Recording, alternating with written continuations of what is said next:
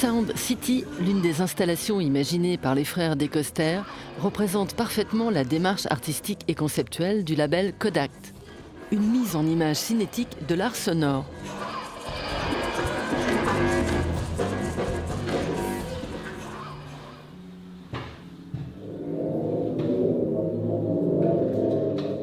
Je suis passionné par ce qui compose un son. J'aime comprendre comment ils sont faits. J'aime disséquer les sons existants pour pouvoir ensuite en reconstituer d'autres selon la même forme ou qui répondent à des comportements similaires. Et d'autre part, je suis aussi passionné par l'organisation de ces sons dans le temps et dans l'espace. Les frères André et Michel DeCoster composent et matérialisent des œuvres sonores depuis plus de 20 ans. L'expérience Python produit, par ses contorsions, des sonorités polyphoniques, synthèse de voix humaines.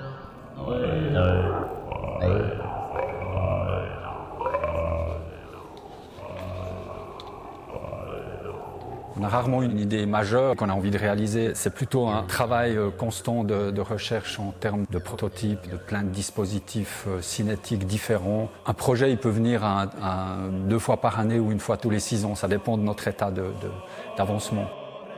Et les projets se succèdent au fil des ans, à l'image de Pendulum Choir, une œuvre pour 9 voix a cappella et 18 vérins hydrauliques, un corps sonore vivant dont les chanteurs sont les particules organiques.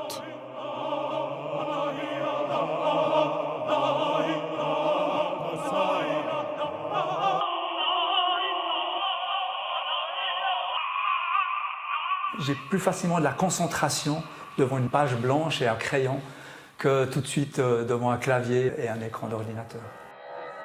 On est dans une certaine abstraction à quelque part et la plasticité du son, c'est-à-dire sa place dans l'espace, est importante. Je dois déjà trouver graphiquement comment l'exprimer et pour ensuite essayer de transcrire ça musicalement. Une transcription spectaculaire que l'on retrouve dans les sonorités torturées de Niloid.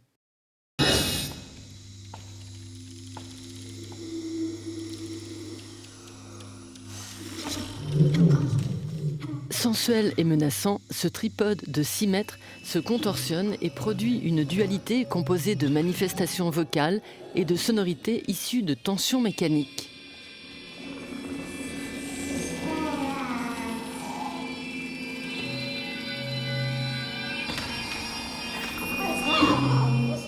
Ce qui m'intéresse beaucoup, c'est le domaine cinétique, la forme du mouvement et cette volonté de réussir à faire des mouvements qui ont une certaine organicité, une certaine flexibilité, une certaine imprévisibilité.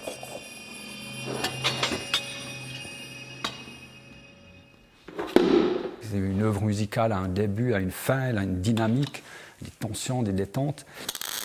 Il faut aussi que la mécanique elle puisse exprimer ça. C'est vraiment ce qui dicte ma recherche et ma passion, c'est de trouver le phénomène cinétique intéressant qui puisse dialoguer avec la musique, quoi.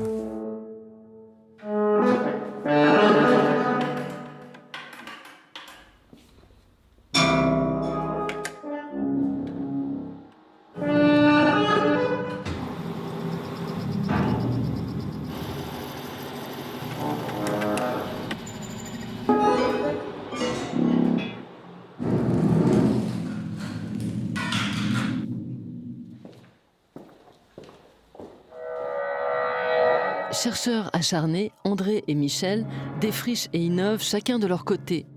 Un mode exploratoire qui leur permet un développement de nouveaux projets sans influence mutuelle.